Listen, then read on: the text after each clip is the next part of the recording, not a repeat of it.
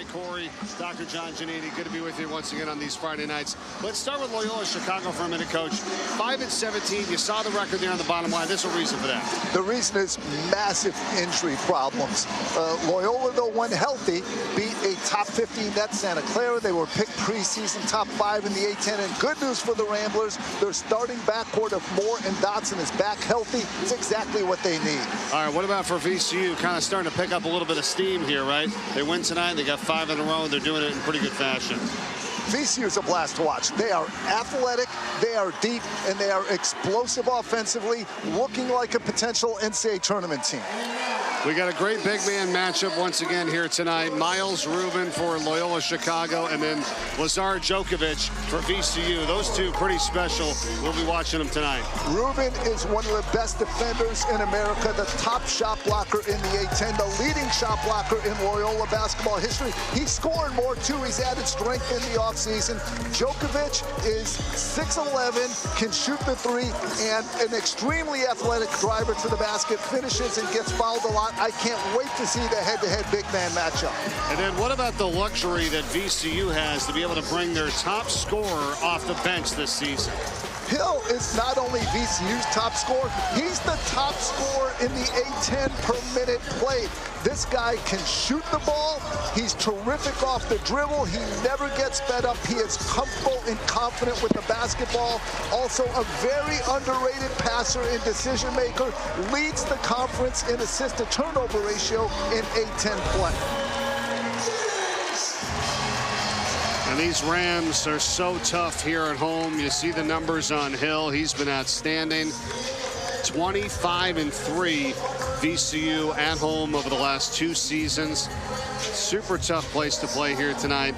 Can they get it done again, or will Loyola Chicago break the 8-game losing streak? That's what's on the line for them here tonight. Well, VCU comes in with a lot of confidence. They're going to try to pressure, get on Loyola early, get this great crowd into it. But again, Loyola with their point guard, Justin Moore, back, that's critical. Everyone needs a quarterback for their team, someone to make decisions, get into their offense. That's what Moore does for Loyola. Drew Valentine, this team was first in the Atlantic 10 2 seasons ago, third last year. He's a proven winner. But as you said, John, they've just been dealing with a ridiculous amount of injuries this season, and they're going to try to get it turned around here in the second half of the year. Phil Martelli Jr., familiar name to A-10 fans, the son of the great Phil Martelli Sr., of course, the longtime head coach at St. Joe's. Jr. really paid his dues, John. 20 years as an assistant at 6 different schools, the last 2 head coach at Bryant, and now he's got VCU rolling in his first season. Pretty impressive. Yeah, Phil Martelli Jr. knows this is a great job. He's excited, and he has the Rams in good shape midway through the conference schedule. Our officials tonight, Roger Ayers with Lee Cassell and Pat Driscoll. And the turnover off the bat. Careless turnover off the start, and that's uncharacteristic. VCU is only turning the ball over 9 times a game in conference play, and you see them right now pressing. It's their objective to be disruptive, to use their athleticism and depth to advantage against the short-handed Ramblers. Going to Rubin early. Here's Rubin. Anderson on the outside. Shot clock is down to 5. Justin Moore trying to dump it inside. It's knocked away, intercepted. There's Barry Evans from VCU. Up top for Lewis. Brandon Jennings works it in. Tough little runner, and that one rolls off. Let's take a look at the starting 5 tonight for the Loyola Chicago Ramblers. K. Dotson is the starting lineup for the Loyola Ramblers. At guard, number 1, from Philadelphia, Justin Moore. At center, number 24, Miles Rubin. At guard, from Beaumont, Texas, number 4, K. Dotson. At guard, shooter, from Olathe, Kansas, number 8, Nick Anderson. At forward, from Chicago, Illinois, Xavier Amos. right, thanks, Cade. He had that Monday Night Football starting lineup going on there, John.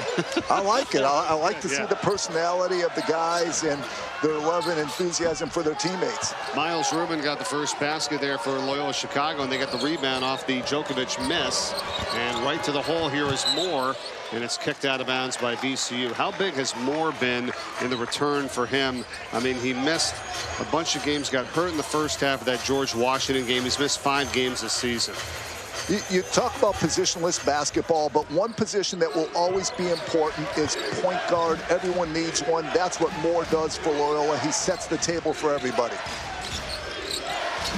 And here he is again, working on his way in. Runner doesn't go. Djokovic the rebound. Jennings quickly into the front court. Tracy, it's a 3. It's no good. And that is knocked out off of VCU and Nick Lewis. VCU starting 5 tonight. Starting with myself, Brandon Jennings rocking that number 0. We got Nick Lewis wearing 1. We got Ben William Tracy wearing that number 2. We got 5, Barry Evans rocking that 5. And then we got the Serbian Savage, Big Zod, wearing number 17.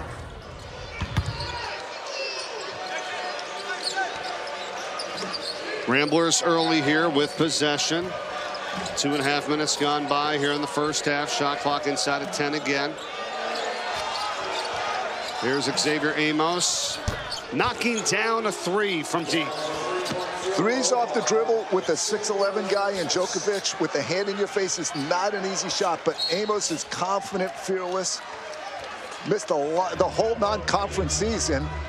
Now he's healthy come conference time, but he is not hesitating to shoot the ball when he's in at all. Here comes the switch, and then the 3 off the dribble. Not the easiest of shots, but Amos high in confidence.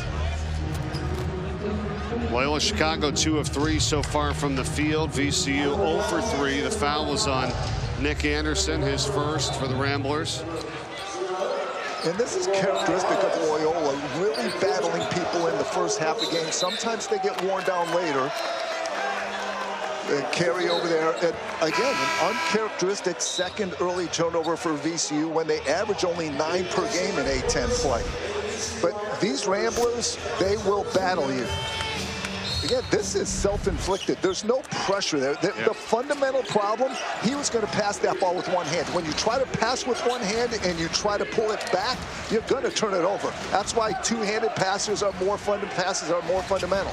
Terrence Hill is checked in here, who we talked about in the open, the leading scorer for VCU, wearing number 6, coming in off the bench. This will stay with Loyola Chicago.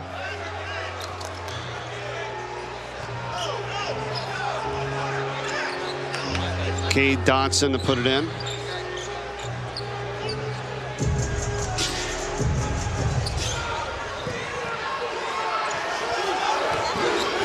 Alexander Richardson in.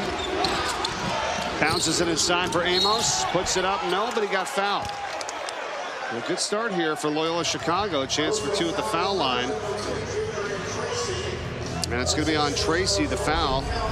Jadrian Tracy with his first. Yeah, nice cut. Both these teams love to get the ball to the rim or shoot 3s. You'll see very few mid-range shots in this game. Both coaches very analytically driven. And that 3-inch shot at the rim and going to the free throw line, those are the 3 most valuable, efficient shots in the game. Both teams hunt those. Mike, we've talked about it. Loyola on this losing streak, but they have battled teams, especially first 30 minutes of games. The question is, can they maintain that level of intensity for 40 minutes with limited depth?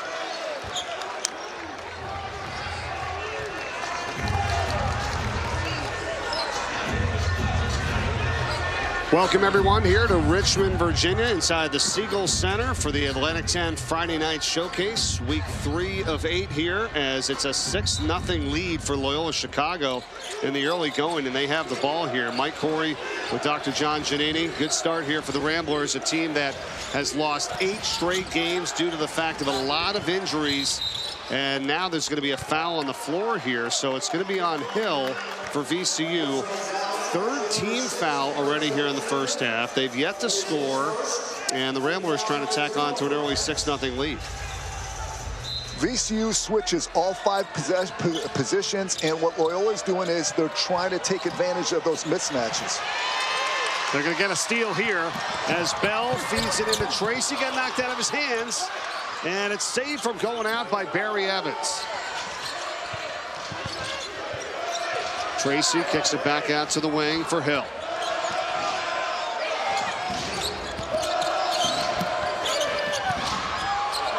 Evans up top. Here's Jennings. It's a 3. It is no good, and rebounded by Dotson.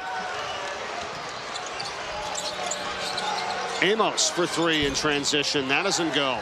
And the ball gets into the hands of Ola Joseph, and he's going to lay it up and in.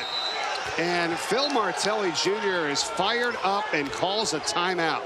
Changes coming here, no doubt, for VCU when we return. It's been tough sledding for Loyola Chicago this season in terms of the injuries. Here's a list of everyone that has missed time this year for the Ramblers. Now, a lot of these guys have come back, but a couple have not. Dominic Harris is out. Chuck Love is out. And tonight, Kamani Winsu is out. That's a big one, and that's a big loss for this team. Guys like Justin Moore have returned. Amos have returned. Dotson has returned. But, John, you were telling me about it earlier. You're not just going to be able to come right back out and get back up to the way you were prior to the injury. It's going to take some time. So not only did they lose a lot of talent in games, but they haven't been able to practice. They haven't had 10 healthy bodies. How do you get better if you can't practice? And how do you develop chemistry when the lineup keeps changing? It's been a challenge for the Ramblers, but they have battled. They've been getting off to fast starts in games.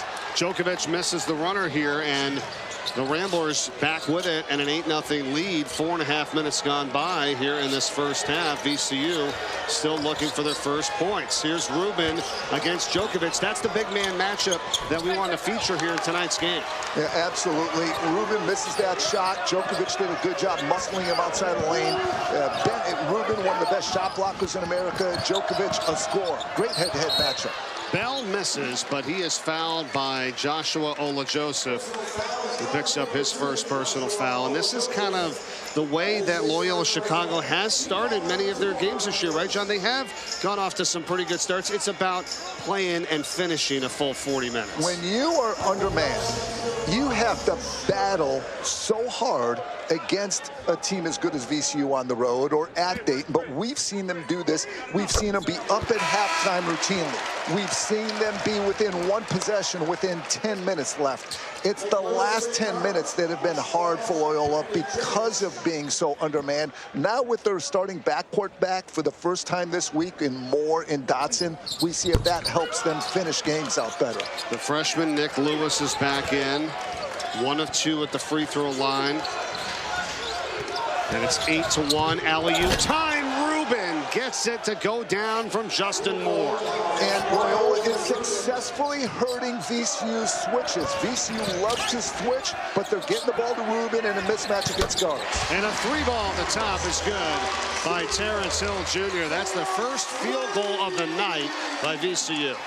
And Terrence Hill is the best scorer in all the A-10 per minute played. He comes off the bench. He's a true microwave. How about Justin Moore responding with a 3 of his own? You see what Loyola's been missing, having Justin Moore out, and another job of hurting VCU switching. That time, they score with the guard against the big guy on it. Now it's Bell. He tries to throw it down, and it's not there. And Amos with the rebound, and the Ramblers running again. Back with Moore. The Ramblers want to push, try to get an easy one. If not, play with poise. And look at the mismatches there. We'll see if how they try to hurt this mismatch. They're going to try to drive the mismatch this time. Rubin is down low, guarded by Tyrell Ward this time for VCU. Moore, though, on the drive. Runner over Djokovic. No. Rubin tried to tip it. He couldn't, but Amos is there to clean it up. I'll tell you, Bell watched that rebound. People watched as Amos crashed. This is very upsetting to Coach Martelli because he wanted to get the crowd into the game early, use his athleticism and depth with pressure and tempo, but it's really the Ramblers who are taking the game to VCU, hurting the mismatches. They really are. Hill got it knocked out of his hands. It'll stay with VCU. So watch the mismatch on this switch on the Ruben dump. They switch the pick and roll. Now you have a guard on Ruben. He just jumps over that guard. They know exactly where they're going. And then Moore gets a big guy on him and Amos, and knows he has a cushion to get the shot off. Loyola Chicago 6 of 10 from the field here to start. And VCU started 0 for 5. They've hit 1 of the last 2. And it's back the other way. Another turnover here on the sideline. I really believe this is an example of the limitations of coaching. Coach Martelli and the staff were telling VCU how dangerous this team is, how they beat Santa Clara, how they were picked top 5 in the A-10, how they even got 2 first-place votes in the season. But players look at other teams' records and maybe misjudge what the challenge is actually going to be, especially now that the Ramblers are more healthy. Yeah, well, maybe early on. Ola Joseph doesn't go, fights and gets his own rebound. Trying to fight through 3 white jerseys. He puts it up and he's fouled. Heck of an effort there from Joshua Ola Joseph. You used the word effort. So VCU has played hard and fast all year. Loyola's been undermanned, but they have battled, and they are battling here again today. Here's one effort, and now here's the second effort. Everyone makes one effort. It's multiple efforts that get a team over the hump, and Loyola's making those early in this game. Djokovic on the foul for VCU. And Ola Joseph, who's had to pick it up and has done so here late in January with all the injuries. Yeah, he's Loyola's leading scorer during the month of January, with Dotson and Moore out, with Amos out a lot, with Winsue out. Ola Joseph has been the one who's picked up the slack with scoring and rebounding, averaging 11 points a game in the month of January. And very surprising here early as Loyola Chicago leads this game 17-4. Largest lead of the night. 7 minutes gone by. Foul here on the Ramblers.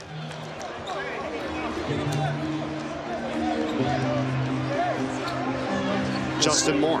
You'll see Richardson, the backup center, Bennett when he's in. Loyola plays drop coverage. They like to keep their big guy in the paint. Here out of Thunder, they like 1-3-1 for the same reason. They keep Richardson by the rim to eliminate any easy layups, and then they'll go man-to-man once the ball's thrown in. Oh, nice feed inside off the inbound, and a foul is called as Ward tried to throw it down. So the reason they didn't get the dunk is Loyola does keep their big man at the rim to contest shots. But this is VCU completely prepared for the zone. They know there's gaps right there. Slip into the gap. They worked on that in practice yesterday and walked through today. They were prepared to try to cut through that 1-3-1. So the rim protection's there, but the gaps are there too that VCU takes advantage of.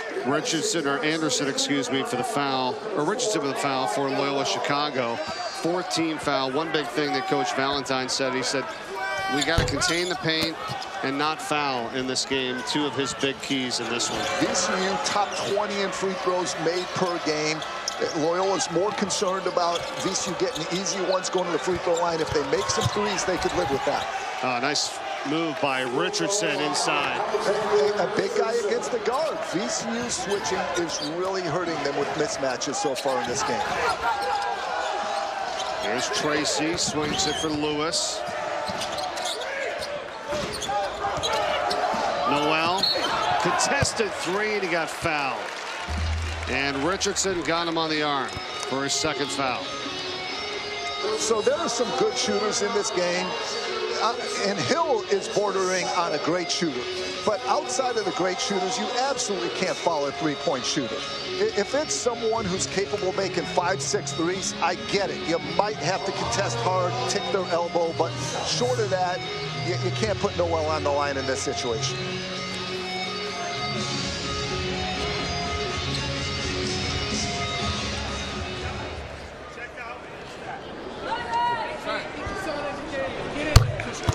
Six men's college basketball games are highlighting tomorrow's ESPN schedule. It's always a big day on Saturday. You got Duke 19-1. Cam Boozer averaging 23.5 points a game. They take on Virginia Tech, SMU, and Louisville. They're number 20 in the country. And then how about that BYU-Kansas matchup? That'll be fun. 13 versus 14. That all comes your way tomorrow. Yeah, BYU against Kansas. You have superstars in that game. DeMonsa, as well as the great freshman for Kansas. Allen Fieldhouse is always an incredible environment. Big game in the standings of the Big 12. Yeah, they're hoping to get Peterson back for Kansas. Right. Yeah, you're right. He's averaging 21.6 points a game, but he's missed 10 games this season. So if he returns, that's going to be a great matchup at BYU and Kansas tomorrow. 19-7 here on this Friday night with Loyola Chicago leading by a dozen. And a timeout coming at the next stoppage. Here's Anderson. It's a three. It's no good and rebounded by Tracy. I didn't like that shot by Anderson. They had mismatches available and took a tougher shot than necessary. Lewis to the hole, gets the runner. Now this is critical. Can VCU's full court pressure start to be disruptive? Now I love this. They will look at times for Rubin to bring the ball up the court. Dotson, three ball, quiets the crowd. Dotson was injured. You can't have enough good shooters. A key shooter back in the lineup for Loyola. And again, he recognizes the mismatch and has room against the big guy for a three. Djokovic a little bit too strong over Rubin, and the rebound comes down to Amos. Rubin doesn't just block shots, he makes people miss. A little extra arc on that makes that shot uncomfortable for Djokovic. Leading shot blocker in the history of Loyola Chicago, Miles Rubin, with 212 coming in. Set the season record last year with 85. And as you said, John, also can redirect. Now he gets it on the feed, misses the runner, puts it back up and in. Another mismatch. We say it again and again. Dotson gets a 6'11" player on him, and Djokovic, and drives right by him and draws and dishes. VCU might have to change their switching philosophy. Evans for three. That's no good. Rebound by Dotson. It is 12-2 points in the paint. Loyola Chicago. And we got a foul. We got a hook. And it's going to take us to a timeout. So you got the big guy and Miles Rubin doing work once again inside for Loyola Chicago. And Loyola is really hurting VCU switching, getting the ball to the rim, driving their big guys. And so as you said it, the rebound advantage, the points in the paint, and how about second chance points as well? 8-0 Loyola Chicago here early. VCU has shot 2 of 10 from the field, and the Ramblers are 9 of 16. And VCU 0 fast break points because they're not getting any stops. They force a turnover right over here. I'm sure Coach Martelli gave some inspirational messages in that timeout, and Bell coming out with some fresh energy for the Rams. But the Rams have not been disruptive. They're not turning the ball, turning the Ramblers over. They're not disturbing them. They're not outworking them, and they're not getting their fast break going. All those things mean all of VCU's extra depth is having no impact. Here's Noel.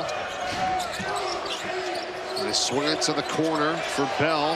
He's going to put up the three, and he hits it. Oh, and then he just got teed up because he taunted at the Loyola Chicago bench right after he drained the three. And Phil Martelli Jr. is not going to like that one bit.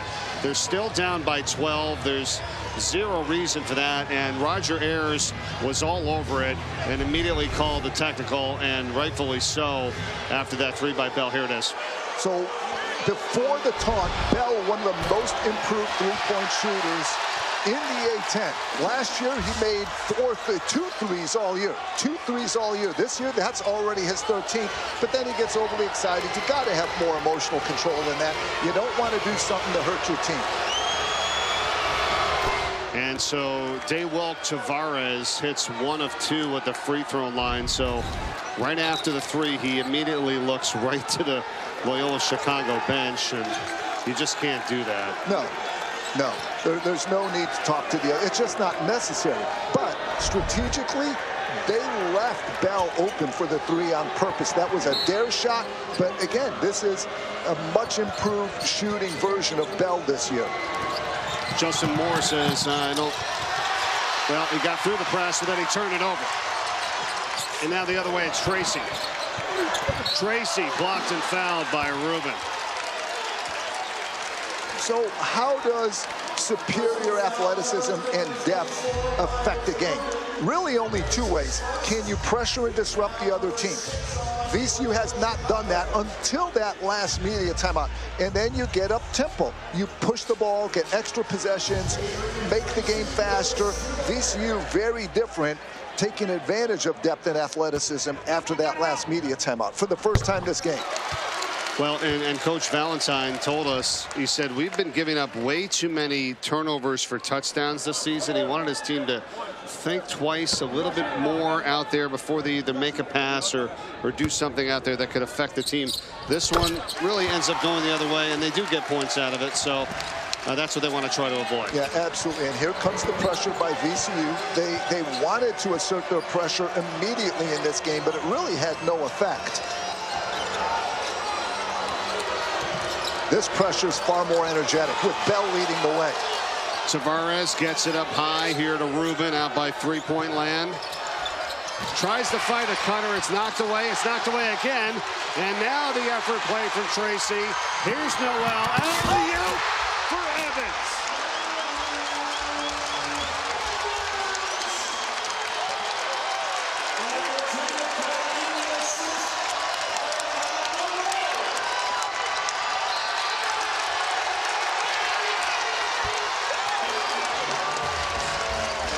Timeout, Loyola Chicago.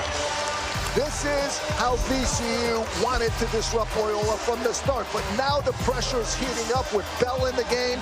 Deflection one, deflection number two, force the turnover, and now you're off and going, and you could have some fun on the 2-on-1, the lob dunk, the depth starting to be a factor for VCU. VCU Rams starting to pick it up a little bit here now. They're down by 9. They've been down by as many as 15. But that's the thing, John. You know when you come into this place, right? The Siegel Center, it's loud, it's disruptive. They're always liable to go on a run. But where are you at as an opponent when the team starts to do that? Loyola Chicago built up a lot of goodwill with a 15-point lead. They did. Perfect timeout by Coach Valentine to calm things down, get the crowd out of it a little bit. Aggressive defense. Coach Martelli found a good lineup, but punishing the trap. Think about Moore. That is the point guard they've been missing. He's trapped. He makes a good decision, gets out of it. Now they got a 4-on-3, and they can finish. And Rubin has been outstanding. He's got 8 points, 4 of 6 in the field. The 3 ball goes up, no good by Tracy. Rebound by Tavares. And what do they call here? A foul on VCU. It's going to be on Evans.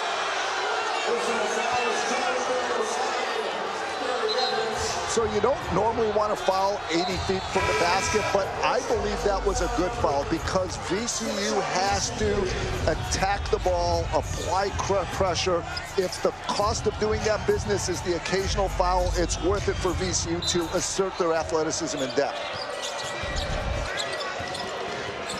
Yeah, Coach Martelli was hoping that they would have just gotten the call there, or a no call, because he kind of ripped the ball away, but they got him in there for the foul. Now out to the corner, it's Anderson. It's a 3, it's good. Second time VCU tried to energize their defense by trapping Moore. Second time Moore passes out and gets the hockey assist, and they punish the aggressiveness. Tracy on the up fake, feeds the cutter, and a foul is called. That was a good play there as Ward got it. Will get 2 free throws. So if there is a trend in college basketball right now, it's cutting from the baseline, cutting from the corner, and it's good for any team because you get behind the defense. As soon as you see a defender's back of their head, you got a free cut to the basket. That was the second foul on Anderson. Nick Anderson, the freshman for Loyola Chicago. He's going to come out now, as well as Amos. And the 2 that come back in are Joshua Ola-Joseph and Cade Dotson. So switching by VCU has been hurt repeatedly by Loyola. Trapping the ball screen now has been hurt by Loyola. The Ramblers very prepared. The thing that's been good for VCU is just straight up pressure. Don't be tricky. Just use your athleticism, get in people's faces, keep the natural matchups, get your stops. Yeah, no more switching. There's the straight pressure. This will work for VCU. Rubin goes in on Bell, and he can't convert. And it's pulled down by Jennings. Terrence Hill thinking about the three, but he was way out there. Now it's all the way to the corner, and Jennings for three. Got a good look, and he drains it. Excellent skip pass. The most open person against any defense is on the opposite side of the court. That's where the defense helps off of. Find who's helping get the ball to that man. And this had just happened a few moments ago where VCU got the lead down to 9, but then Loyola Chicago pushed it right back up to 14. What do they do here? Inside to Rubin, and he scores it again. He's got double figures already with 10 points. Yeah, that was not a systematic breakdown. That was just, Coach Martelli said, I'm not sure we're committed enough right now in the defensive end. But this small lineup with Bell I like, because defensively you have great versatility and quickness. Hill gets it inside for Tracy. Out to Bell. Now Jennings trying for 2 in a row. No. And the rebound by Rubin.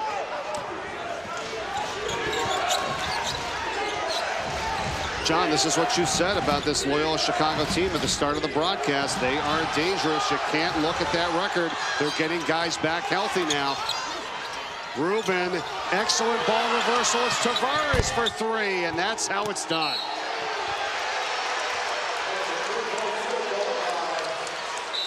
So I'm going to sound like I'm 200 years old saying I don't understand things nowadays, but I see more taunting technicals than ever. Don't know why players feel compelled to talk to the other team's bench. Started with a big day of college hoops, and then Oklahoma and Texas. Number 4 Texas, and Madison Booker averaging 19 points, 7 rebounds, and 4 assists a game. There's the next edition of the Red River Rivalry, all coming your way on Sunday. And we've got free throws here for Terrence Hill Jr. because of the technical called on Daywell Tavares for Loyola Chicago. He just drained a 3, and then he taunted at the VCU bench. Typically, this is not a great three-point shooting team, Loyola Chicago, but tonight, John, 5 different players have hit a 3, and they're 5 of 7. Well, they're passing the ball well. Good passers make for good shooters. But I asked associate head coach Jimmy Martelli yesterday, what do you fear the most about Loyola? He said the three-point shooting of Tavares and Dotson. Tavares last year, we know he's a 41% three-point shooter. He's only 31 this year, but he's due, and Dotson has just been hurt. I worry about those 2 guys hurting us with threes, and they are now. Djokovic gets it out the Hill. That's a 3 ball, and that's good. Hill is the leading scorer in the A10 per minute played. He is so comfortable, so confident. He never gets fed up. He's been called an offensive engine, an offensive magician. He's just getting warmed up. More, no, and the follow is there by Alexander Richardson. Again, the rebounding of Loyola continues, and a lot of it has to do with switching. Oh, another 3 for Hill. I told you, just getting warmed up. Offensive magician. How often do you hear coaches say that about someone? That's how opposing coaches feel about Hill, or an offensive engine. Dotson the other way, misses on the 3. Tapped around, Jennings has it. That was not a great shot by Dotson. I think he got caught up competing with Hill. Again for 3. That one no good, and it's tapped into the hands of Dotson for Loyola Chicago. That would have given him his average already at 14 points, which he gets coming off the bench. He's got 11 so far to lead all scorers in this game. And we're down to an 8-point game. It was a 15-point lead for Loyola Chicago at 24-9. Shot clock's inside 10. Here is Moore. Justin Moore, 4 to shoot. He puts up the 3. That's in and out.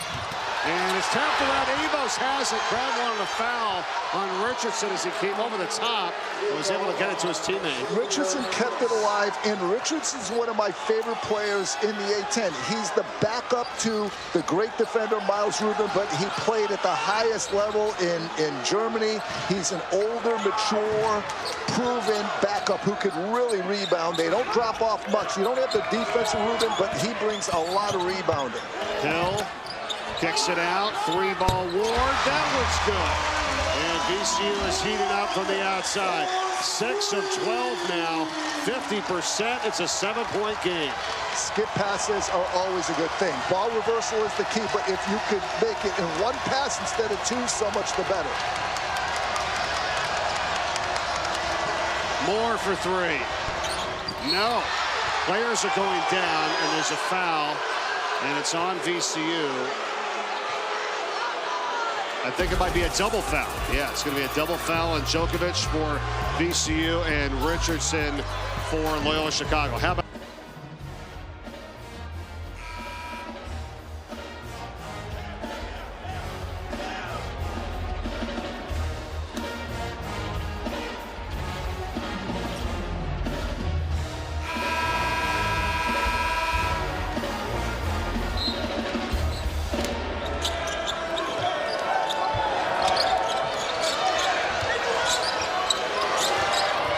All right, thanks a lot, guys. We'll check back with you at the half. We've got 3 minutes and 35 seconds to play here.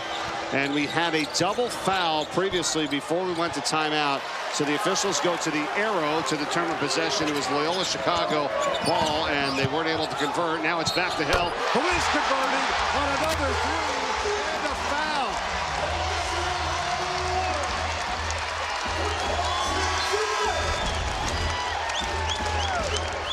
Can I say one more time? My friends in the A-10, coaches who got to go against Terrence Hill, say he's an offensive magician. That's a spectacular individual play. When you have a player like that, you have to give him freedom. Coach Phil Martelli Jr. is all about that. One of the things he tells his guys is go ball. Like, have fun. He doesn't make the game too complicated. There's points per minute that show that Hill is the best scorer in the A-10 per minute played. Coming off the bench, he is now single-handedly bringing VCU back. He's got 15 points, 4 of 5 from three-point range. The crowd is back in it. VCU's on a 15-4 run, down by only 3. Here's Tavares, out to Rubin. Now Anderson. 3 minutes to go, shot clock inside 10. Rubin inside. The hook is good. I really don't like switching for VCU in this game because Loyola is too well prepared. They're getting the ball to Rubin against guards. They're having their guards drive the big guys at VCU. It's a problem. Michael Bell. John, VCU being down by 15 points. That was the largest deficit being down here at home this season as Rubin continues his dominance inside.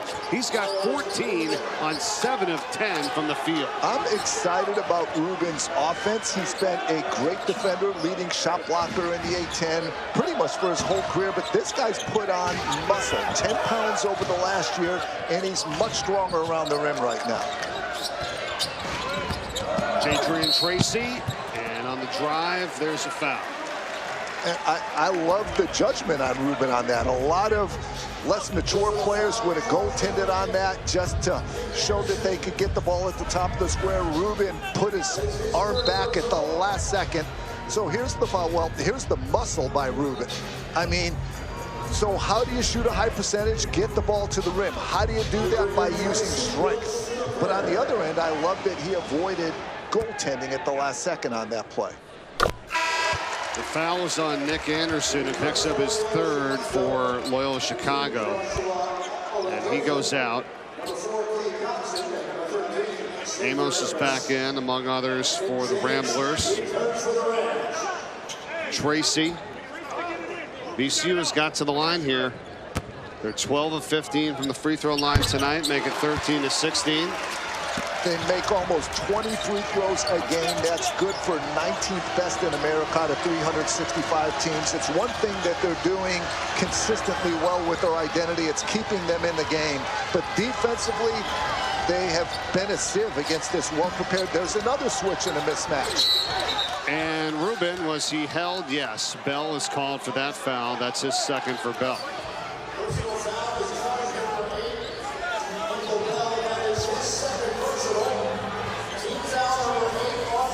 So there's a reason why about 10, 20 years ago, certainly going back to Bob Knight's legendary career at Indiana, he said, why would I want my big slow guy on your fast point guard? Why would I want my smaller guys on your 6'11" player? And we see that those reasons being valid here today, that a well-prepared team can hurt switching defenses. Well, that has been the case, and Ruben trying to take advantage of it here. That's his first trip to the free throw line tonight. Yeah, Ruben's arc unusually high, and he has struggled at the line. Only 38% from the free throw line in conference play. So if it looks a little odd, it's because it is odd. Yeah, it is, and 1 of 2, and that's really his average for the season at 54%. Zone change up now, 1-1-3. One guard takes the ball, the other one takes the high post. The wings come up high, the corners are open, nothing else is. Ruben protecting the rim. Good defense. Hill gets it down here now for Ward, goes in, count it. Wow, what a finish by Ward over Ruben. Not many people do that. We said against that zone, the corner's open, and Ward drives and finishes against the big man. Ward's got 8. Now Dotson here for Loyola Chicago. And a steal, and it's showtime for Ward, and he's going to lay it in. That's the depth of VCU. So Hill is a prolific scorer. After that, you don't know who's going to score. They're hard to prepare for because anyone can hurt you on any given night with this depth from the Rams. Tied at 44. Ruben. No. VCU started 0 for 5 from the field. They're 12 of 18 since. Now they want their first lead, and they can't get it. Amos the rebound. I like that shot, the up-tempo, but at 40 seconds, they get a 2-for-1. I guarantee you that's by design, something that they work on. Good call, John. 28 seconds to go. 20 on the shot clock. Siegel Center is up and rocking now.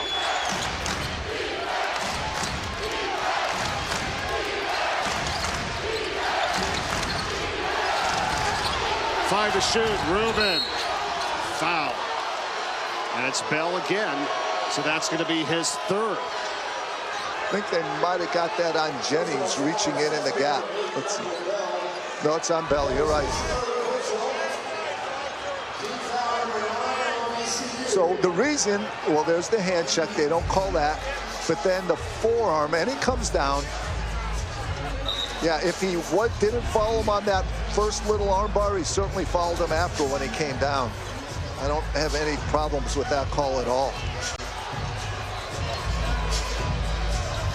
But like you said, the 2-for-1 here for VCU. And, you know, we talked about Ruben and his free throw shooting. So he's going to try to put the Ramblers back in front. What a comeback here by the Rams in this first half. They were down 15 points, 24-9.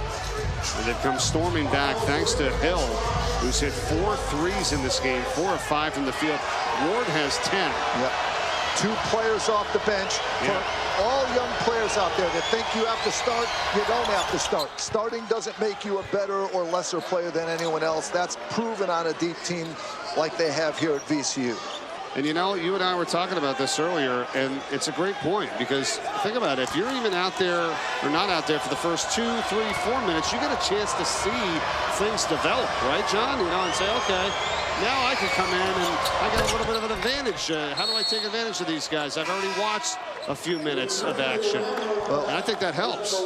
Starting is far too glorified. I'd like to go to a soccer model where you introduce everyone, not just glorify those top 5 with the cheerleaders and the highlights and the announcers. It makes starting seem too important. Ruben's season high was 16. He's got 17 here in this first half for Loyola Chicago. Ward got bumped. He didn't get the foul call, but he puts it in anyhow. And we're tied at 46. There's 3 seconds to go. Justin Moore puts it up. Good if it goes. And that's the end of the half. How about it, Sean? The bench mob of Hill and Ward combining for 27 points. Those 2 alone, more than half of VCU's points. The depth paying off for the Mike Corey and Dr. John Giannini. Good to be with you once again on this Friday night. All right, it was a 15-point lead for Loyola Chicago. All of a sudden, we're tied. What's going on here? Well, that's right. Loyola dominated early on the boards. They scored consistently against VCU switching, but then the depth, athleticism, and up-tempo style of VCU even things out for them at the end. All right, let's take a look at some of the first half numbers before we get going here with the second half. Here's the game summary for you, if you will, and what's happened so far, and it was this guy, number 6, Hill, Terrence Hill Jr., who comes off the bench, bringing VCU back. He's got 15 points, 4 of 5 from the field. A lot of other big numbers, though, in favor of Loyola Chicago in this game here tonight. Well, Tyrell Ward also adding 12 points, and bench scoring has been outstanding for VCU all year. They're 6th in the country, averaging 38 bench points a game. They already have 35 in this game, so a high-tempo game with a lot of people coming in and out of the game for VCU will likely work to their advantage.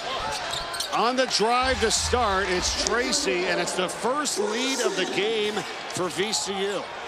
And an interesting set. That was by design, an isolation play for Tracy. Get him going, cleared out a whole side for him. Some of the numbers, though, from the rebounding, the second chance points, the points of the paint belonging to Loyola Chicago in this first half. But right now, the lead belongs to VCU, which is crazy, coming down from 15 points in that first half. Well, Miles Rubin having a huge half with 17 points and already drawing another foul on Djokovic, who had 0. We have this great big man matchup, but it's been dominated by Rubin so far. And Djokovic has 3 fouls in this game, number 17 for VCU. On the drive, it doesn't go. That time by Amos. And here come the Rams. Tracy. No, Djokovic, he was fouled. And they're going to get Rubin for it. It's really the first impactful play by Djokovic in this game, which is surprising because Djokovic is averaging 16.6 points a game, good for number 6 in the A-10 in conference play. He's a top 10 rebounder in the league, but Rubin has thoroughly outplayed him. This initial good play may get Djokovic going. John, how about this? First offensive rebound of the game for VCU tonight. Offensive rebounding is a huge effort stat, and you know, the board's being dominated so far this game, 22-10 in Loyola's favor. But we hear it all the time in sports. It's a tale of 2 halves, and Loyola has played people tough in recent losses in the first half, but their lack of depth has worn them down. They've lost games down the stretch.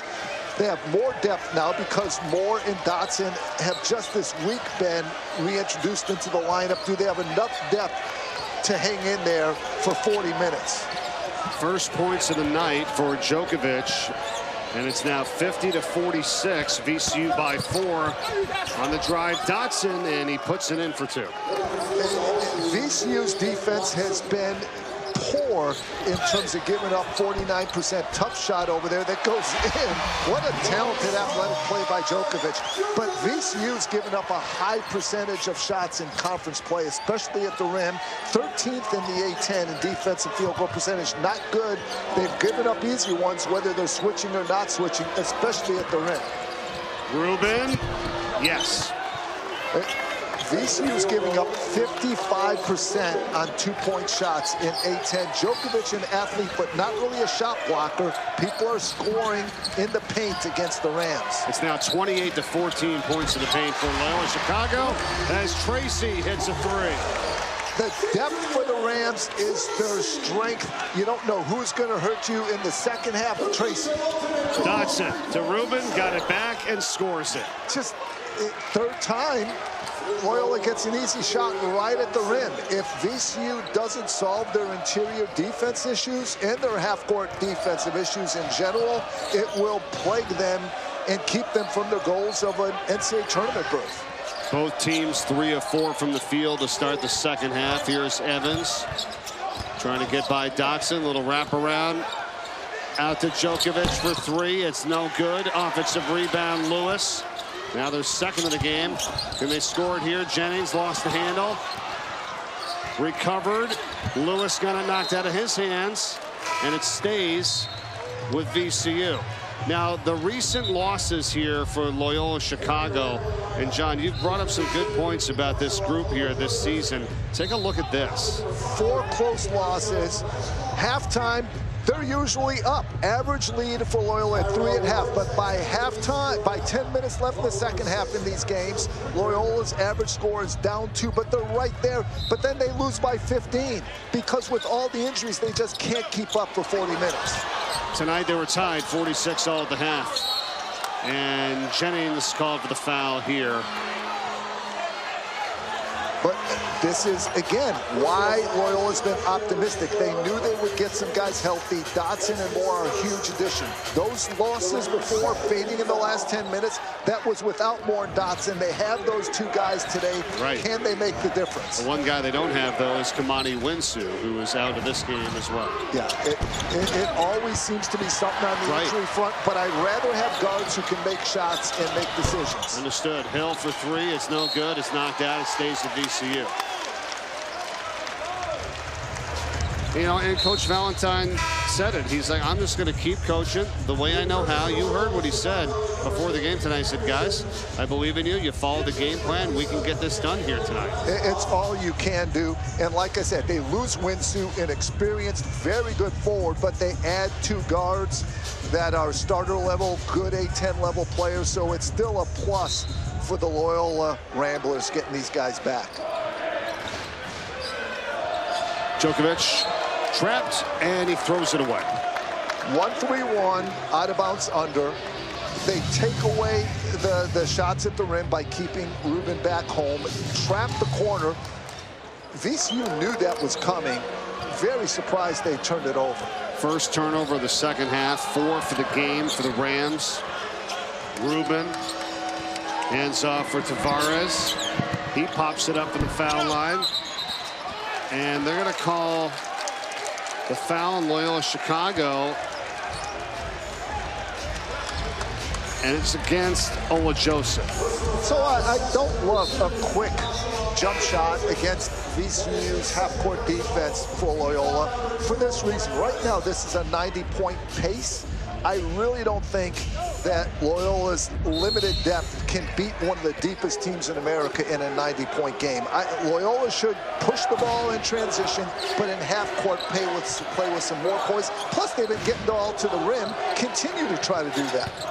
You saw that graphic right there, the note, 84 points a game for the Rams as Evans scores it. VCU has not averaged 80 or more points since the 1975-76 season. Evans! And the foul is called. Before the shot on the pass. Let's see what they got here. This is before Evans' dunk. Yeah, block on the drive. Yeah, it's good. Gonna go underneath.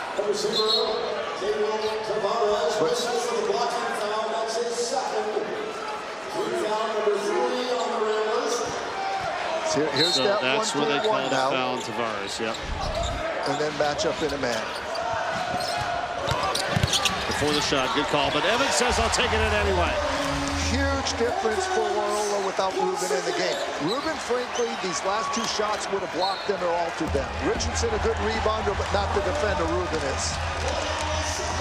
Coach Valentine wants to talk it over. His team is now down 7 here in the second half. Back at VCU, where the crowd is starting to get into it now. Their team is up by 7. Loyola led 35-21. Now it's a VCU 38-17 run. How about this? Most consecutive winning seasons in Division I. How about the names on this list? Kansas, Gonzaga, Duke, Michigan State, and VCU for a quarter century, John. 25 straight winning seasons. I mean, look, they say you're judged by the company you keep. Well, based on that company, VCU is one of the best basketball programs in America. They have the numbers to back it up. They have 20 NCAA tournaments, a regular for March Madness. That's what their goal is again this year. Amos for 3, and that's coming out of the timeout. And Coach Valentine will like that. 59-55 now. It's a 4-point game. That was a crucial shot to not let this go into double figures with an empty possession offensively, and now the VCU here on the offensive end. Evans puts up a 3. That's no good. Jennings skies for the rebound and has it. And now it's to Hill. And Hill misses. And out of bounds on the baseline was Loyola Chicago. And we've got another timeout. We'll be back. 15-13 to play in the second half. Back here at VCU. Good design out of the timeout underneath the basket. And it's Ward who hits a 3. And do we have another taunting? Yep. Yes, another technical. Just can't help themselves. And it's really a shame because that was an amazing out-of-timeout drawn-up play by Coach Martelli. It was an outstanding design play. Oh, he hit the ball out of bounds. All yes. right. It wasn't taunting. No. That is hitting the ball out of bounds. That is like a delay tactic. Yeah, it's what they call a Class B technical foul. It's one shot, point of interruption, and they get the free throw. It's an end get. But now it's Loyola Chicago. How about this design play? Yeah, the touch pass was terrific. Yeah, and right there, you can't make contact with the person while they're inbounding it. Yeah, and that's exactly right. You got it right here on the chart, John, hitting the ball before it's put in bounds, and it's exactly what they did. Mike, you are eminently prepared for everything. You had that at your fingertips. Well, I'll tell you who's also on top of it is Roger Ayers, who's made the call and made some really good calls here tonight. And Estío, VCU, Jennings the other way. No, and it's followed up and in by Bell. So depth and athleticism should result in pressure and transition, both on display in that last sequence for VCU. And the pressure is really on now. Dotson here. How about 6 offensive rebounds for VCU in the second half? None for Loyola Chicago after they led 8-0 in the first half in that department. Dotson misses a 3. Ola Joseph the offensive rebound, and he's fouled. It's almost like Ola Joseph heard you. Yeah. Now, the question is, with their depth, and this is what Coach Martelli's disappointed with, this kind of pressure and tenacity and ability to get out in transition should be more consistent for VCU. Love the follow-up by Bell, who's been playing great, averaging over 11 a game and shooting over 70% in his last 5 games. And I don't mind the switching as much with Bell in the game because he might be the most switchable player in the A-10. At 6'8", can guard every position. He just picked up his 4th personal foul, though, and Ola Joseph on the free throw attempt here. And this is where you got to have these if you're Loyola Chicago. 7 of 12 now at the free throw line, 58% for the game, over 2 in the second half. So no one tries to miss free throws. It's not something you could dwell on, but certainly very impactful one way or the other, and missing them is a negative impact. Especially when your guys down and you're trying to get back on the right track. Loyola Chicago's on an 8-game losing streak right now. We know how tough it would be to get out of that funk here in this place. And it certainly proved out because they were up by 15, the Ramblers were. And now VCU, who's led by as many as 9, is now 8. Hill has 15, Ward is 15. Jennings, the runner's too strong. And Djokovic was fouled as he tried to slam it home. So he'll get free throws. This is really the Djokovic this half that the A-10 is used to seeing. A top 10 scorer in rebounding. Did not have a point in the first half. Did not do a lot on the glass. Coming out with much better energy here. Over a 40-inch vertical. This is a super athletic, deep VCU team. 3rd foul on Ola Joseph, so he goes out. And Anderson is back in for Loyola Chicago.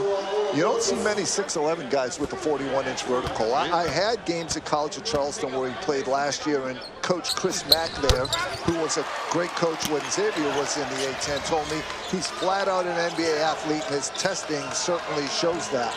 And his play has showed it, just not having one of his best games tonight so far. Doing some other things, though. He's got a couple of assists. He's got 4 rebounds as well. And I think you've always said that, too. If your shots are not going down, or you're not getting the opportunities, other things. How else can you affect the game, right? Because you got a lot of ability out there. It's not just scoring, and he's trying to make it happen. Interesting alignment by Loyola on that out-of-bounds side, but got the ball in safely. Here's Moore. Into Rubin. I like the not switching on that play. Double team comes down from Ward, back up to the top. It's a three. Amos, no good. Offensive rebound, Rubin. Moore back into Amos. Knocked out of his hands. And a steal.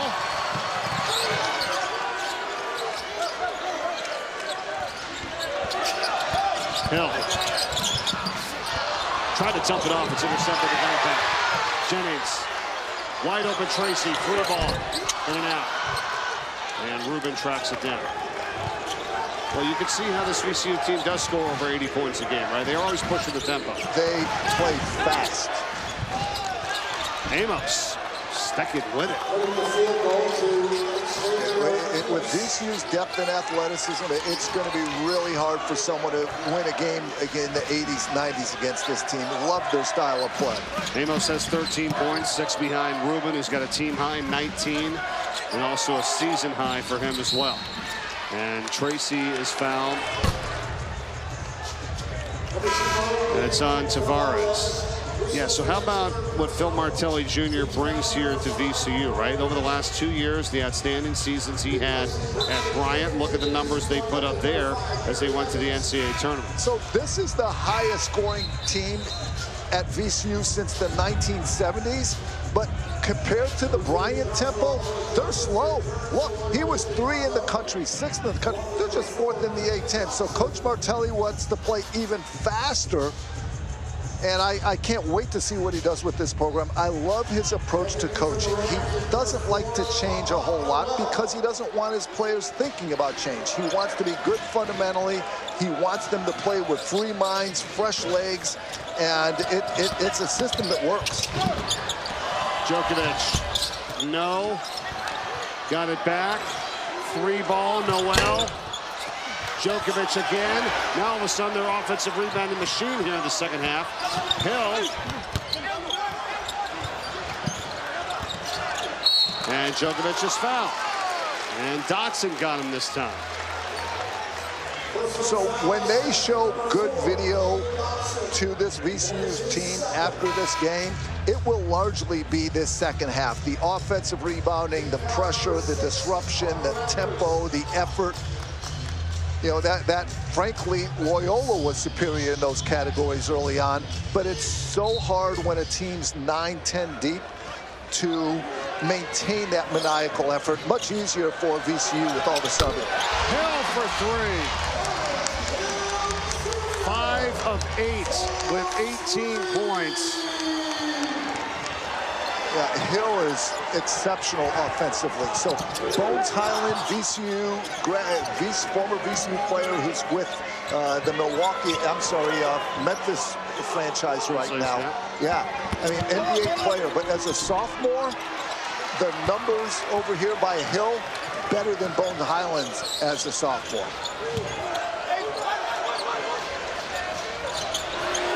Free ball, Noel, no. Tracked down here by Ola Joseph. 10-point lead for the Rams.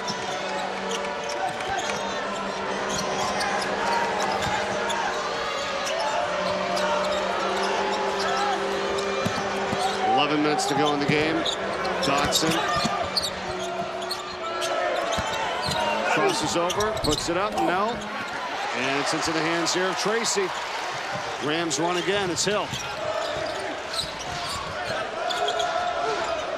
Hill also underrated, best assist to turnover ratio in the A10. Everyone talks about his scoring. He's equally as good as a passer and decision maker.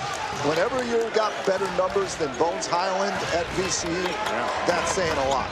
55 assists, 20 turnovers coming into the game here tonight. He's got 5 assists and just the 1 turnover in this game here. Step back jumper by Moore doesn't go. Evans has the rebound. Once again, VCU runs. And all 5 guys can push it. Evans at the spin. Beats Djokovic.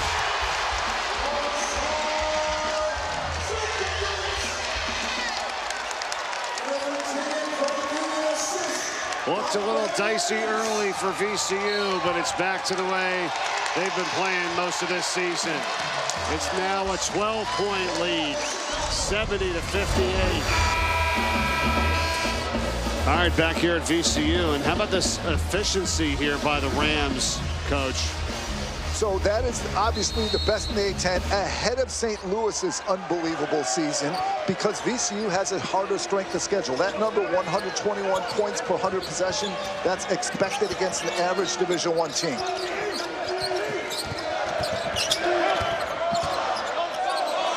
Shot clock inside 10. Rubin spinning. Layup good.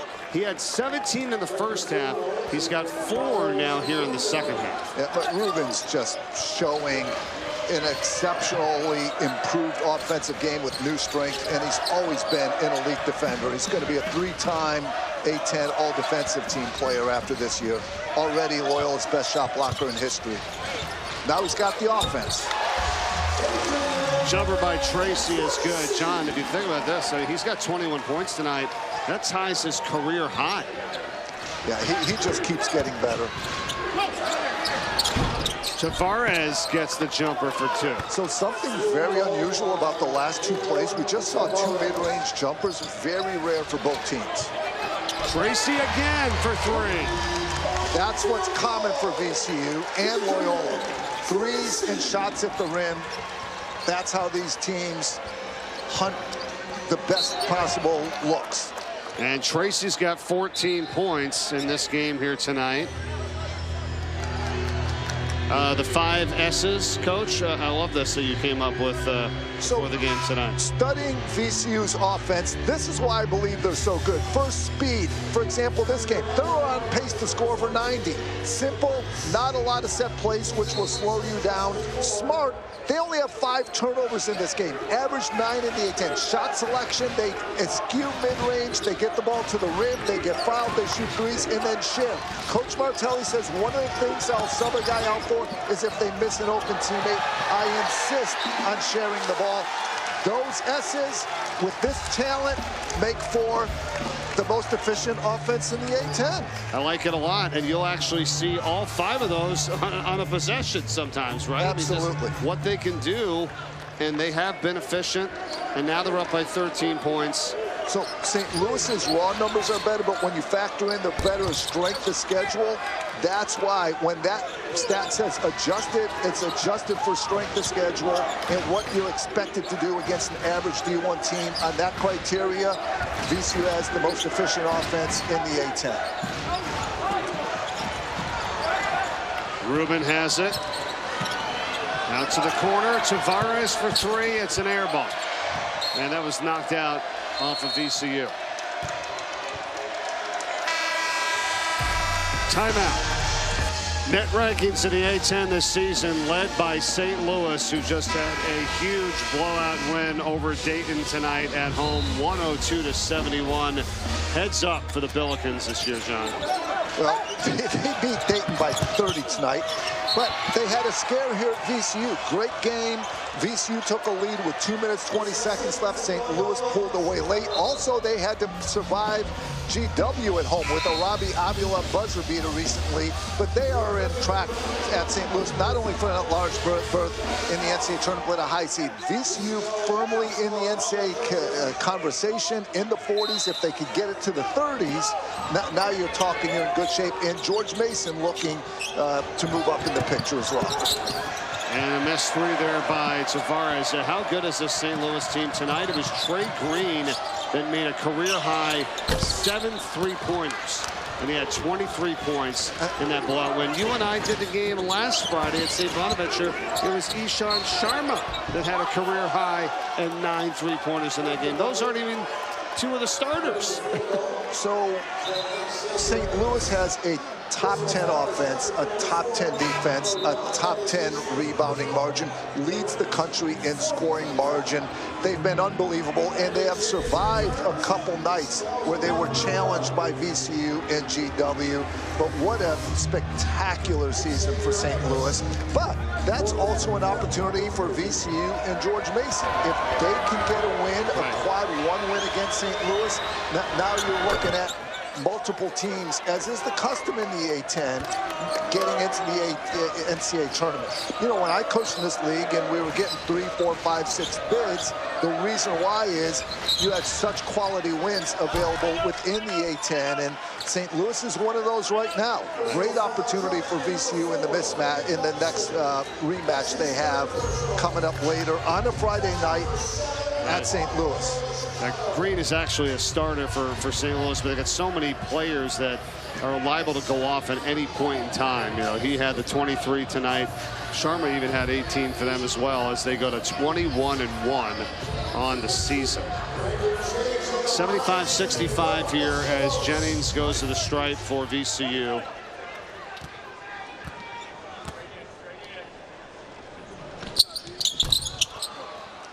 And Glaskov is in now for the first time tonight. Daniil Glaskov, number 5 for Loyola Chicago.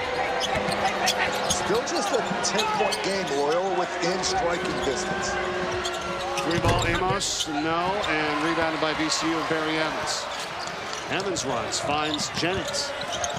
Jennings gets deep and is fouled.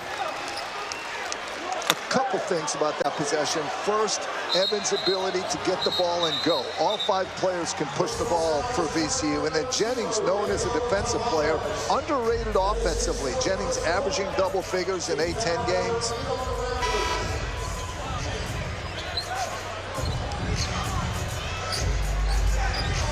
It's so much easier to play fast when you don't have to worry about getting the ball to a guard. You could have your 6'8" guy with Evans' versatility push it himself. All right, 2 shots here for Jennings. Trying to tack on to the 10-point lead with 7:03 to go in the game. Foul was on Tavares, who's got 4 fouls. And some pushing and shoving going on here as well, too. And speaking of pushing and shoving, Royal Rumble, 39th annual WWE Royal Rumble set for tomorrow, 2 Eastern in Saudi Arabia. Cody Rhodes will be there, streaming exclusively with the ESPN Unlimited plan, live or on demand using the ESPN app. Sign up or log in with your TV provider to unlock your access to the 39th annual WWE Royal Rumble tomorrow at 2 Eastern. 12-point lead, VCU. Under 7 to go. And you notice VCU has cut back on their switching. Djokovic staying with Rubin. They don't have as many mismatches as have. That's a big factor. Nice drive here and score it for Amos. And still, that's going to drive Coach Martelli crazy. In A-10 play, they're giving up 55% from their opponents from 2-point range. Got to be more resistance for VCU. Still plenty of time here in this game, and Loyola Chicago getting the steal. And here's Justin Moore waiting for the troops, and then he throws it away. Wanted Amos, who slipped. 12 turnovers now for the Ramblers in this game. How about VCU? They've kept that number down. They've had just 6. And they had 2 within the first couple minutes. This is a smart team that plays fast and unselfishly. If they could just tighten up their 2-point defense, their 3-point defense is actually quite good. Here's Hill. No. And rebounded by Nick Anderson. I think in this game, in terms of the scoring for Loyola Chicago, Rubin has tied a career high with 21 points, and Amos has tied a season high with 18 points. Now Rubin misses on the runner. So that was good defense by Djokovic, forcing Rubin to go right his weak hand. 3-ball there by Ward, no. And Rubin with his 9th rebound tonight. One more, he's got a double-double. And it would also be his 4th straight game with 10 or more rebounds. Foul here on Jennings.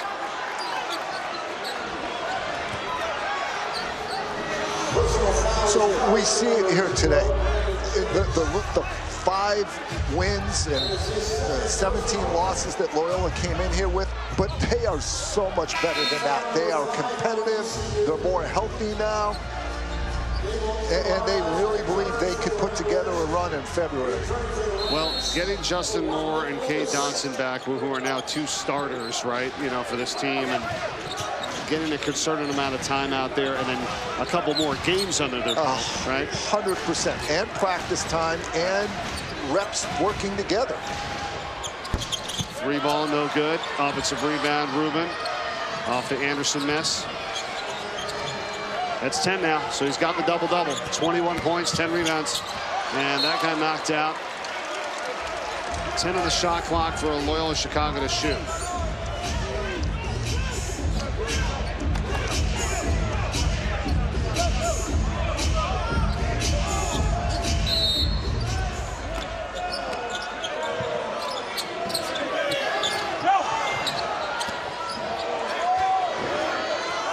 Tavares, 3 to shoot, more for 3. And it's in the hands here of Nick Lewis.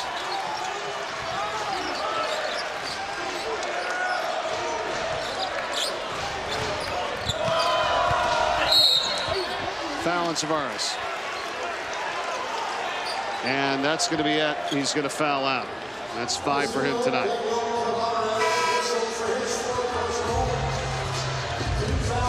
You said you did a Charleston game last year, and Tavares and Djokovic, teammates at College of Charleston.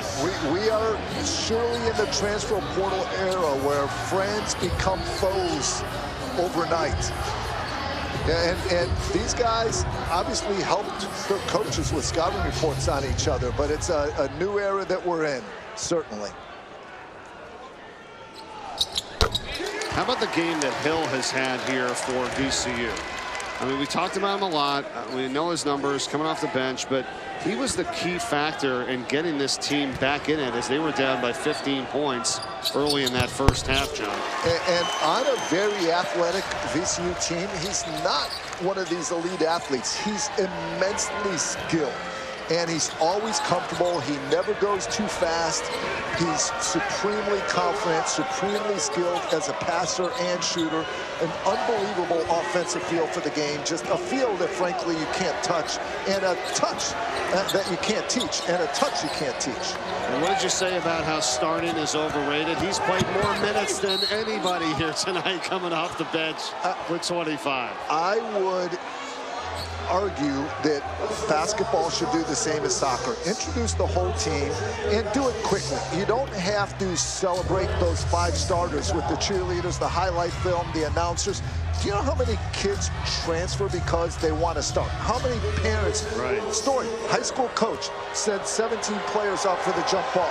Officials say, coach, the game's starting. He goes, I know, start the game. He says, well, coach, I got to give you a technical. They give him a technical. The coach turns around to the crowd, says to the parents, I hope you're all happy. All your kids started tonight. It's a true story. That's great. People put way too much emphasis on starting. Oh, that's funny. Right. Yeah, I hear you. That's a good story. I don't like glorifying any 5 players over the rest of the team, but we do it before the start of every game. You think St. Louis worries about who starts in those games? No, they don't. These elite deep teams get it. St. Louis has 8 players averaging 8 or more points, 6 of them 10 or more. Probably the most unselfish team, not only in this league, but perhaps in the nation. Going to have to look out for them here down the stretch. Runner by Bell doesn't go. It's out of bounds. And the shot clock is at 0. Let's see what they decide here, and we're going to recap it for you when we come back. This is interesting. Now, just 1 second. This should be a lob. Tip for Djokovic. You called it, and Djokovic put it up, but did not get the rim. And it was rebounded by Rubin, and then he lost it, and then all of a sudden, it's right in front of us. It goes out of bounds off of Loyola Chicago, and VCU is going to get back. Love Anderson, the effort he plays with, but he simply ran before he caught the ball. But what I also loved was more encouraging him after the play. This is a together Loyola team. They're going to keep battling. They're going to trust that they're going to get better as these new additions off of injury get, as you said, a little better, get their legs under them, get their chemistry and feel back.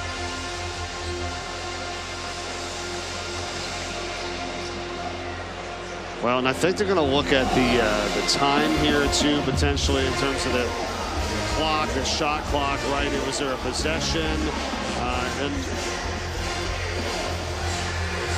And Mike, we talked about it. It's going to be a tough job for Loyola to win this game, down by 10, but they're still in the picture.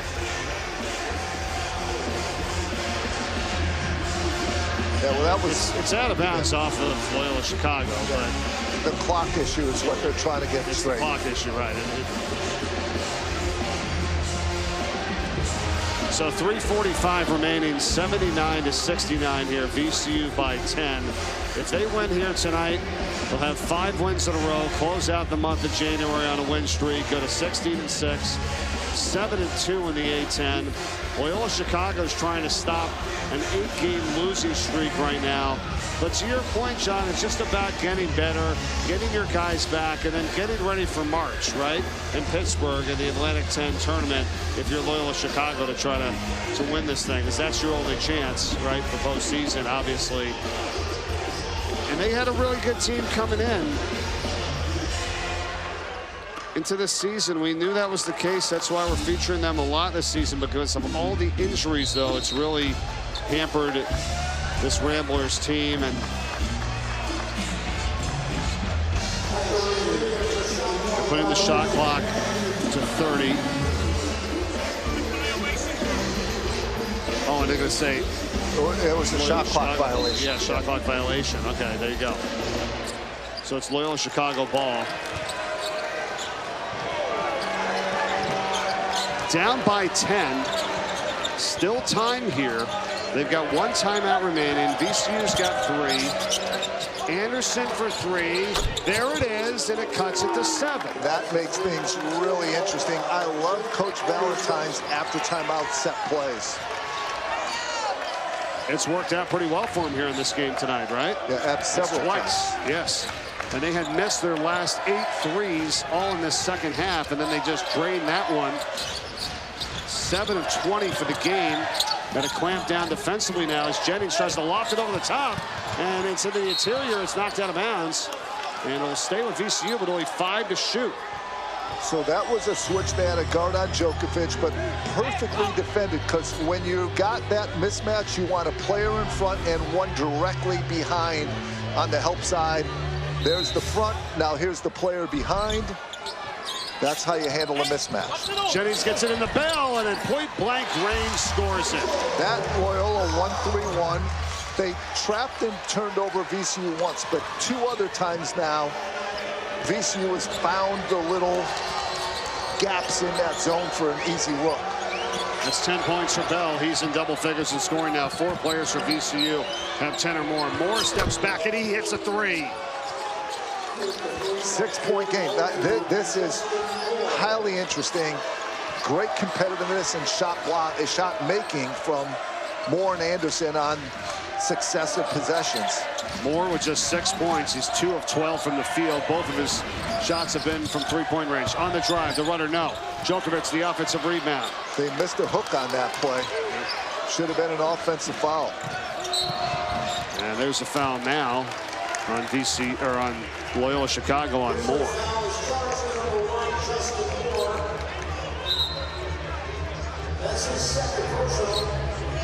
VCU's in the bonus. Free throws here now. Yeah, Jennings came in as an 88% free throw shooter, so they have to feel good about that.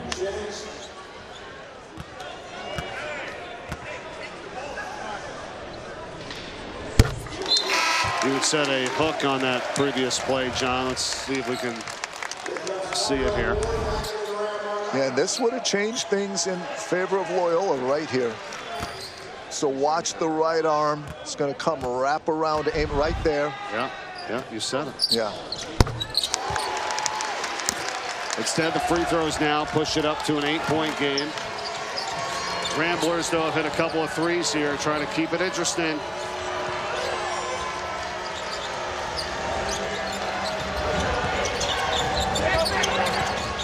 Moore again. Out to Amos. 10 to shoot. Ola Joseph. Rubin. Moore. It's a 3. Rebound Hill. It's a terrific VCU defensive possession, getting through screens, not switching. Something that if VCU can do consistently would take them to an even higher level. There's further upside for this VCU team on a 5-game winning streak and 49 in the net. They could do significantly better by improving their defense, which is saying a lot. Look at Hill. Took matters into his own hands early and has continued throughout the rest of this game with 22 points on 6 of 12 from the field, and he hit 5 3-pointers as well. It's all about the fives for him tonight. He's 5 for 5 from the free throw line, 5 rebounds, 5 assists. Great job for Terrence Hill. And Phil Martelli Sr. looking on here tonight.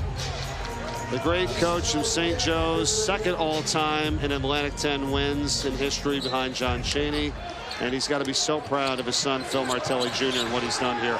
Only his first season at VCU. So much for St. Joe's. Coached him to a #1 ranking, multiple NCAA tournaments. Unbelievable leader in terms of Coaches vs. Cancer philanthropy, and a wonderful family man. So proud of Philip Jr. and Jimmy on this VCU staff. Yep, he's got his brother Jimmy Martelli there with him, and he said they had talked throughout when things were starting to happen that, you know, he might get the job here at VCU, and it went from saying like, yeah, I'd like you to come here with me, and then he transitioned to it, I need you to be here with me. And Jimmy Martelli, good for him as well, and the hard work that he's put in here at VCU. It's actually his 7th season here. He came back after going with Rhodes to Penn State. There's a great picture, an old school photo of the dad and Phil and Jimmy. How about that? And Phil Sr. will be the first to tell you, Judy, who gave us this picture, is just an unbelievable leader of that family. Judy just so supportive of Phil and the boys. And Judy also a great partner for the coaches in Philly and Coaches Against Cancer. And just a phenomenal Philadelphia/basketball family. He has been so big into that over the years, and you know his line is, we don't want to beat cancer, we want to crush cancer. You know, and I know he's put so much work and effort into that, and it's easy to get behind him and the family and the group and all that they've done in that regard. And VCU once down by 15 points earlier tonight, tied it at 46 at the half, and now has the Siegel Center crowd on their feet here as they're going to win 5 in a row. Positives for both teams. Loyola healthier, continues to get better, and VCU on a winning streak and showing there's still room for improvement and a high ceiling for this year's Rams. Jennings puts the cap on it. And Loyola, the last time they've lost 9 straight games in a season, it was all the way back in the 2011-12 campaign. And for VCU, they continue the dominance at home, 26-3 over the last 2 seasons, and they win it by 14 points tonight.